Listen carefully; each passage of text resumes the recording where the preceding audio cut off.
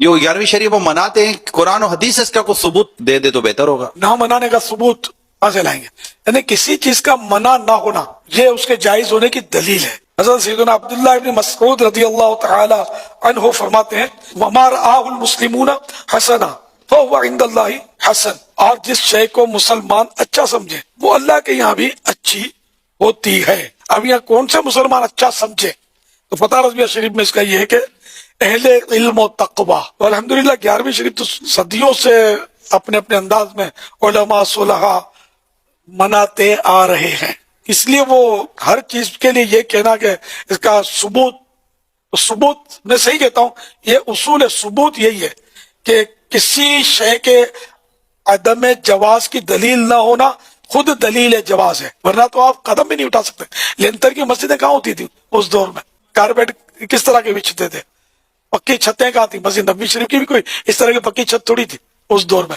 अब जो सोने के किंदील लगे हुए मस्जिद नबी शरीफ में, इनको जाके बोलो कि किस हदीस से तुमने निकाला कि अरबों रुपए का सोना यहाँ लटकाया हुआ है?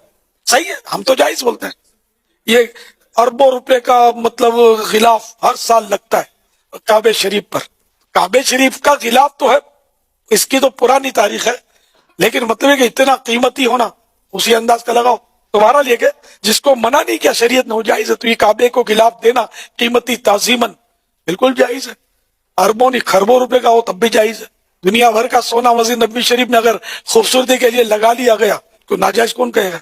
और तो साढ़े डेफिनेशन मान ली है सर, हुजूर ने मना फरमा दिया। सही मुस्लिम में हदीस है 2005 नंबर, और ये हदीस के रावी हैं इमाम जाफर, और उन्होंने रवायत की है इमाम बाकिर से, और इमाम बाकिर ने रवायत किया है जाबिर बिन अब्दुल्ला से कि नबी इस्लाम जब कभी भी जुम्मे या ईद या किसी और मौके पर तकरीर करते तो आपकी आंखें सुर्ख हो जाती, आवाज बुलंद हो जाती, जैसे कोई जर्नेल अपनी फौज को तैयार कर रहा हो।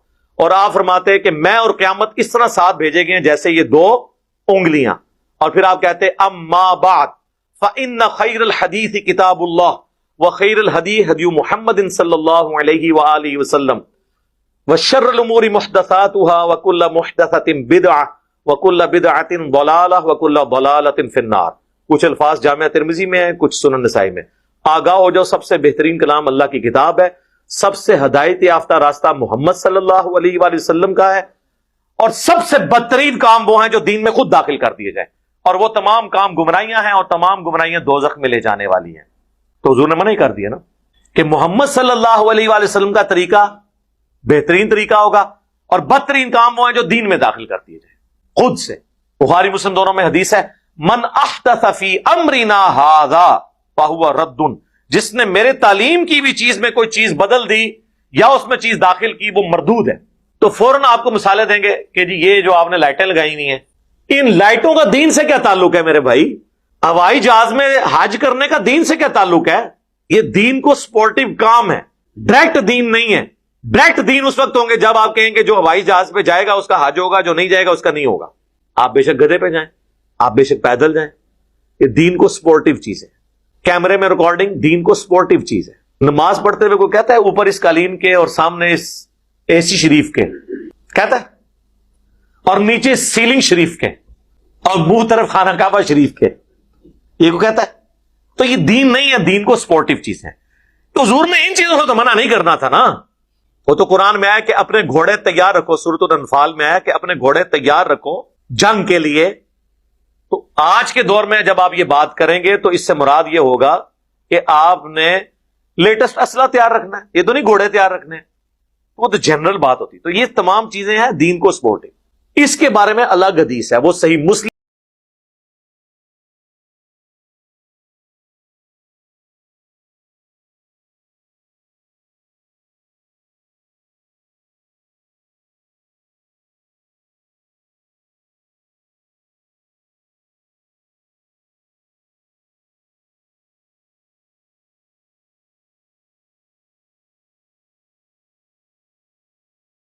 चेहरे पर भी गुर्बत के आसार थे। नबी इस्लाम ने मस्जिद में मिंबर लगवा के खुतबा दिया। आपने फिर कुरान पाक की मुख्तलिफ आयात तलावत की जिनमें सदका और खैरात की तरगीब दिलाई गई। एंड पे आपने कहा कि अल्लाह की राह में सदका करो। एक अंसारी अपने घर गए और वो अपने घर से काफी सारा सामान ایک تھیلے میں اکٹھا کر کے، اور صحابہ کرام کہتے ہیں کہ وہ بڑی مشکل سے اس کو اٹھا کے لایا، گھسٹتا ہوا لا کے مسجد کے صحن میں رکھا، تو حضور علیہ السلام کا چہرہ مبارک اس طرح چمک اٹھا جس طرح کے سورج اور سونا، کیونکہ اس کی وجہ سے باقیوں کو بھی جیب ڈھیلی کرنے کی ترغیب ملی۔ پھر ایک اٹھا، دوسرا اٹھا، لا کے مسجد میں ڈھیر لگ گیا، حضور خوش ہو گئے۔ تو آپ نے فرمایا جس نے اسلام میں اچھا طریقہ جاری کیا، یعنی اچھا طریقہ کس نے؟ اس انصاری صحابی نے جو بارش کا پہلا قطرہ بنا۔ یہ آدھی حدیث لے کے اچھا طریقہ اور اسے پکڑ کے جو ہے وہ اپنے 12 ربیع الاول کے جلوس، کوئی اپنے 10 محرم کے جلوس، کوئی اپنے 1 محرم کے جلوس حلال کرنے شروع کر دیتا ہے۔ خدا کے لیے